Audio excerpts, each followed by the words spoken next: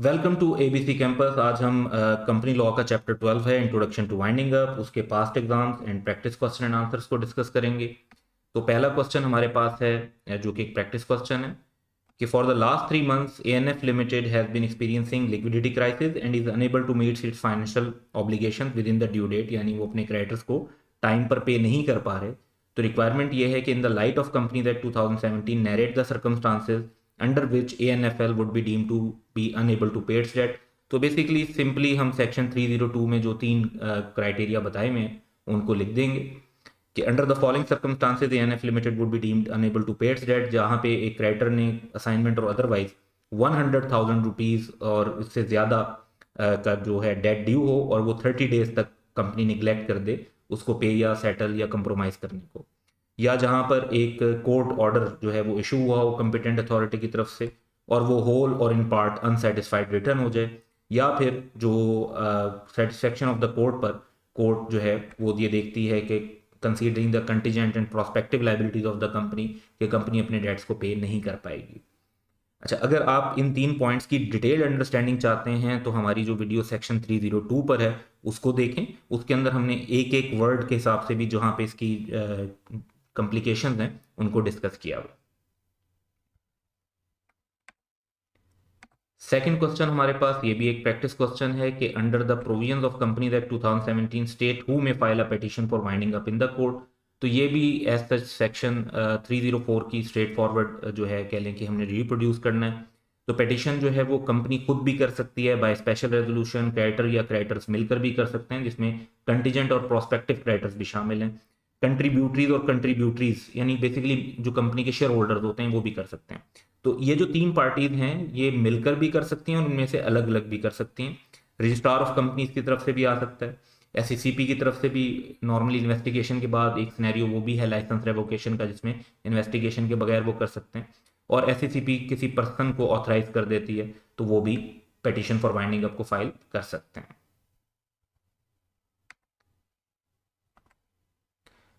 Question 3 ये भी एक प्रैक्टिस क्वेश्चन है कि carat limited was found for a period of 3 years, यानी कि टाइम फिक्स था इस कंपनी के लिए। The period of 3 years is due to complete on 31 December 2021। However the project which the company had undertaken is still in progress. तो company ने 3 साल का टाइम लिख दिया था अपने आर्टिकल्स में और जो है अब उनका जो प्रोजेक्ट है वो अभी तक कंप्लीट नहीं हुआ। तो क्वेश्चन की रिक्वायरमेंट ये है कि डायरेक्टर्स क्या करें ऐसे में जबकि 3 साल पूरे हो जाएंगे और प्रोजेक्ट अभी तक कंप्लीट नहीं होगा। तो इस पर एलिमेंट सेक्शन 347 है और ये एक इंटरेस्टिंग सिनेरियो है, तो इसको जरा हम डिटेल में पढ़ते हैं। कि पहली बात तो ये कि वाइंडिंग अप ऑटोमेटिकली शुरू नहीं हो जाती अगर आपने 3 साल फिक्स किए हैं। इवन इफ आपने अगर टाइम फिक्स किया हुआ हो तो कंपनी को एक ऑर्डिनरी रेजोल्यूशन पास करनी पड़ती है जनरल मीटिंग में, फिर वाइंडिंग अप स्टार्ट होती है। तो वाइंडिंग अप ऑटोमेटिकली स्टार्ट नहीं होगी, उसके लिए एक रेजोल्यूशन पास करनी होगी। तो एक तो यहाँ पर हम बात देखें तो जो कंपनी है वो अपना काम कंटिन्यू कर सकती है कमेंसमेंट ऑफ वाइंडिंग अप के बाद भी जितना प्रोजेक्ट कंप्लीट करने के लिए ज़रूरी हो। एक ये रूल भी है कि जिस हद तक प्रोजेक्ट वगैरह कंप्लीट करने के लिए ज़रूरी होता है और वाइंडिंग अप की कमेंसमेंट हो भी चुकी हो तो वो भी किया जा सकता है। तो ये बहरहाल लॉजिकल नहीं होगा कि वाइंडिंग अप की प्रोसीडिंग्स शुरू कर दी जाएं, क्योंकि कई कंपनी के लिए अपने एसेट्स को सेल करना, अपनी लाइबिलिटीज़ को पे ऑफ करना प्रोजेक्ट से पहले वो फिजिबल नहीं होगा। इसलिए बेसिकली ने ये करना चाहिए कि अपने आर्टिकल्स ऑफ एसोसिएशन के अंदर ही अल्ट्रेशन कर लें। तो आर्टिकल्स ऑफ एसोसिएशन के अंदर अल्ट्रेशन करने के लिए कंपनी को क्या करना पड़ेगा, स्पेशल रेजोल्यूशन पास करनी पड़ेगी। तो एक स्पेशल रेजोल्यूशन प्रपोज कर दें कंपनी की जनरल मीटिंग में, अगर वो स्पेशल रेजोल्यूशन पास हो जाती है तो कंपनी के आर्टिकल्स ही चेंज हो जाएंगे और जो प्रॉब्लम आ रहा है वो रिजॉल्व हो जाएगा। क्वेश्चन 4 है कि state the situations under which a company में बी वाउंड अप वॉलंटरली। तो बेसिकली इसमें दो सिचुएशंस हैं। एक तो ये कि जहाँ पे कंपनी ने अपना कोई टाइम फिक्स किया होता है यानी पीरियड की एक्सपायरी की हुई होती है या किसी इवेंट की अक्रंस की हुई होती है जैसे प्रोजेक्ट कंप्लीशन है या कोई इस तरह की चीज़ है, तो फिर तो कंपनी को सिंपली ऑर्डिनरी रेजोल्यूशन पास करनी पड़ती है। तो ये चीज़ें अगर कंपनी के आर्टिकल्स में मेंशन हैं कि एक्सपायरी है किसी पीरियड की या कोई इवेंट की अक्रंस और वो इवेंट हो जाता है तो कंपनी ने सिंपली ऑर्डिनरी रेजोल्यूशन पास करनी है और उसकी वाइंडिंग अप वॉलंटरीली स्टार्ट हो जाएगी। लेकिन अदरवाइज अगर ऐसा नहीं है तो कंपनी स्पेशल रेजोल्यूशन पास कर दे तो फॉर एनी रीज़न वो कंपनी को वाउंड अप कर सकते हैं वॉलंटरीली। तो ये दो सिचुएशंस हैं जो आंसर में रिफ्लेक्ट होनी चाहिए। क्वेश्चन 5 है कि Zahid was appointed as liquidator for the purpose of winding up of multi sources limited. Zahid wants to resign as the liquidator because of the difficulties being faced by him in the performance of his responsibilities. He has discussed the matter with some of the directors who have assured him that his request would be considered in their meeting to be held soon. तो requirement ये है कि companies act के मुताबिक basically इस पर हम क्या कहते हैं। पहली बात तो ये कि लिक्विडेटर को अलाउड ही नहीं है, सेक्शन 315 को देखें तो लिक्विडेटर को ये अलाउड नहीं है कि वो रिज़ाइन या क्विट करें, एक्सेप्ट जहाँ पे पर्सनल डिसेबिलिटी हो जाए, जैसे कोई फिजिकल इशू आ जाता है, मेंटल इशू आ जाता है और वो to the satisfaction of court हो। तो पहली बात तो ये देखें तो जाहिद जो है वो जस्ट डिफिकल्टीज फेस करने की बेस पे रिजाइन नहीं कर सकते।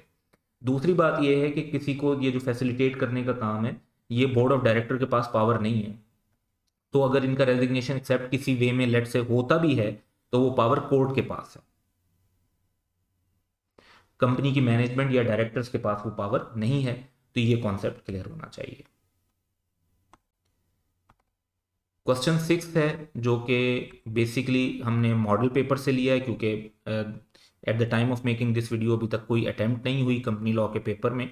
तो जो मॉडल पेपर शेयर किया गया उसमें क्वेश्चन 10 पार्ट ए है जो कि 8 मार्क्स का क्वेश्चन है कि under the provision of companies act 2017 list the circumstances in which the court may order winding up of a public company.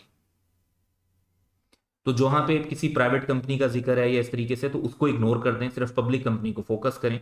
तो इसमें 8 मार्क्स हैं सेक्शन 301 के अंदर, तो 11-12 जो है सर्कमस्टांसेस मेंशन है। 8 मार्क्स के लिए ये सजेस्ट किया जाएगा कि आप 8 पॉइंट्स एटलीस्ट लिखें। तो कंपनी बाय स्पेशल रेजोल्यूशन अगर रिजॉल्व कर लेती है तब भी हो जाएगा, अगर स्टैट्यूटरी रिपोर्ट या स्टैट्यूटरी मीटिंग को होल्ड करने में डिफॉल्ट होता है तब भी हो जाएगा, कंजेक्टिव एजीएम नहीं कर पाती तब भी हो जाएगा, अगर कंपनी फाइनेंशियल स्टेटमेंट और annual return preceding to conjunctive financial years की जमा नहीं करवाती तब भी ये सर्कमस्टांसेस हैं। क्योंकि पब्लिक कंपनी है तो नंबर ऑफ मेंबर अगर 3 से कम हो जाए या कंपनी अपने डेट्स पे करने में अनेबल हो, इंसॉल्वेंट हो जाए, लिस्टेड कंपनी थी और उसकी जो लिस्टिंग है वो ख़त्म हो जाती है, स्टॉक एक्सचेंज उसकी लिस्टिंग ख़त्म कर देता है, या कोर्ट की ओपिनियन ये है कि जस्ट एंड इक्विटेबल यही है कि ये कंपनी वाइंड अप हो जाए, या लिस्टेड कंपनी है क्योंकि पब्लिक कंपनी तो लिस्टेड हो सकती है और वो अपना पूरे साल 1 साल गुजर गया और उन्होंने अपने बिजनेस को सस्पेंड किया हुआ है। तो ये 9 सर्कमस्टांसेस हमने यहाँ पे डिस्कस किए हैं, सारे के सारे नहीं किए, तो कोई से भी 8 आप कर दें तो उम्मीद यही है कि उसके फुल मार्क्स मिल जाएंगे। अगर इन पॉइंट्स की आप फर्दर डिटेल अंडरस्टैंड करना चाहते हैं तो हमारी सेपरेट वीडियो सेक्शन 301 पे मौजूद है जिसमें हमने सारे के सारे ये जो पॉइंट्स हैं उनको इंडिविजुअली जो है डिटेल में डिस्कस किया हुआ है। अब हम देखेंगे क्वेश्चन 7, ये लास्ट क्वेश्चन है, ये भी मॉडल पेपर से हमने लिया है। क्वेश्चन 10 है, पार्ट बी है मॉडल पेपर का, 6 मार्क्स का क्वेश्चन है और सिंपली रिप्रोडक्शन है, लेकिन स्पेसिफिक पॉइंट्स की है, एज इट इज पूरा का पूरा सेक्शन रिक्वायर्ड नहीं है।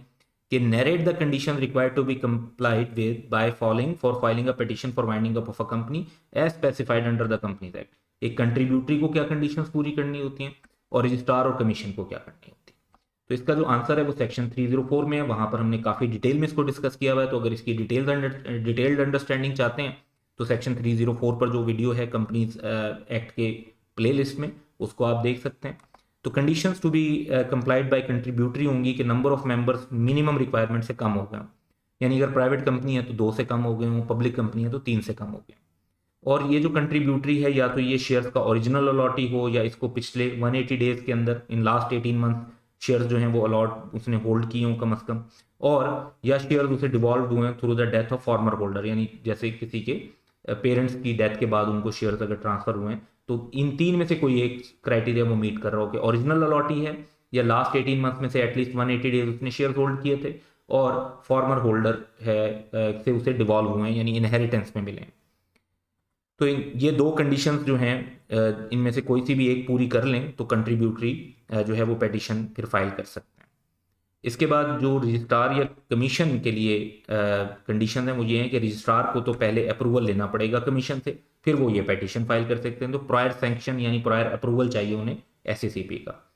एससीसीपी को खुद करने के लिए भी ये ज़रूरी है कि वो कंपनी की एक इन्वेस्टिगेशन करें, investigation into the affairs of company, जिससे कुछ प्रॉब्लम रिवील हो जाए, जैसे कंपनी कोई अनलॉफुल एक्टिविटी में इन्वॉल्व थी, फ्रॉडलेंट एक्टिविटी में इन्वॉल्व थी, तो लॉ में वो सर्टेन क्राइटेरिया दिए हुए उन सब की डिटेल यहाँ पर इंक्लूड करना, जो मार्क्स हैं जस्ट 3 मार्क्स, उसके हिसाब से ज़्यादा हो जाता है, तो वो हमने यहाँ पर सजेस्ट नहीं किया कि आंसर में आप शामिल करें।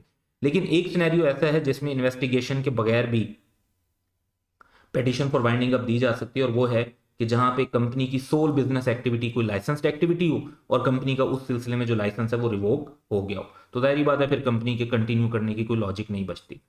लेकिन ये जो भी पेटिशन चाहे रजिस्ट्रार करेंगे या एससीसीपी करेंगे, उसमें पहले जो है कंपनी को अपॉर्चुनिटी ऑफ बीइंग हर्ड दी जाएगी, यानी कंपनी को एक मौका दिया जाएगा कि वो क्यों उसके खिलाफ petition for winding up start ना की जाए। अगर कंपनी सेटिस्फाई कर लेती है कमीशन को तो ऑब्वियसली फिर पेटिशन फाइल नहीं की जाएगी, लेकिन अगर कंपनी का जवाब जो है वो एससीसीपी को सेटिस्फैक्टरी नहीं लगता तो वो पेटिशन फॉर वाइंडिंग अप का जो प्रोसेस है उसको इनिशिएट कर सकते हैं। सो ये हमारे 7 क्वेश्चन थे जो पास्ट एग्जाम और प्रैक्टिस क्वेश्चन एंड आंसर हैं chapter 12 introduction to winding up से related. And that's all for today. Have a good day.